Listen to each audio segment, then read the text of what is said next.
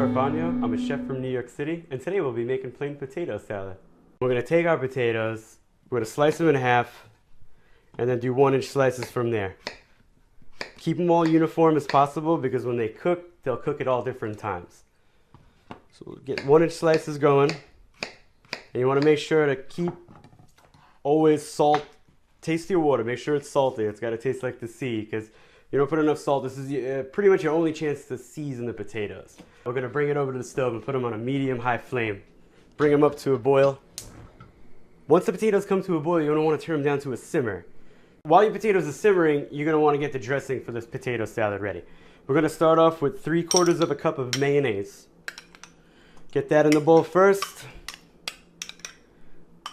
I like to add a 1/4 cup of sour cream. Just to cut some of that mayo, but keep the creaminess without losing that nice smooth texture you get, but less of that mayo flavor that sometimes gets a little too overpowering.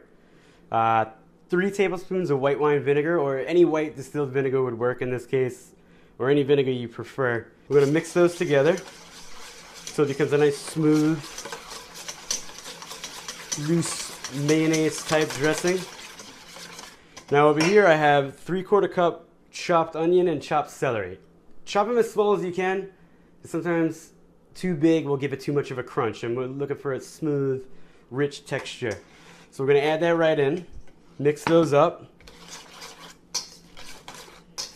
And then now this can hang out in the fridge until your potatoes are ready, because this isn't, I mean, we can salt and pepper it now. I prefer to salt and pepper it when the potatoes are in because this is to taste, and the potatoes really are bland on their own. So adding salt and pepper when the potatoes are in really gives the potato salad its lift that it'll need.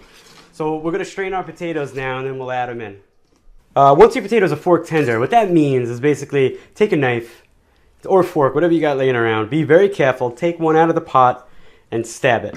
If the knife goes in without any, that's a fork-ready potato. If you stab it and it breaks, it's overcooked. You don't want to overcook potato salad, because then what you're going to get is a cold mashed potato. And we're just going to take those potatoes and we're going to add them right to our dressing mixture that we made earlier. Add those in. Fold them gently because they are still cooked potatoes. We don't want them to break apart. Some of them breaking is okay because it gives the potato salad that nice mushy feel that everybody likes, but you just want them to get kind of coated. You know, you don't want them gloppy with mayo. If you're a mayo fan, go for it, but if you're not, I like it light. We'll go for probably start with 3 generous pinches of salt because potatoes need a lot of salt. Fresh cracked pepper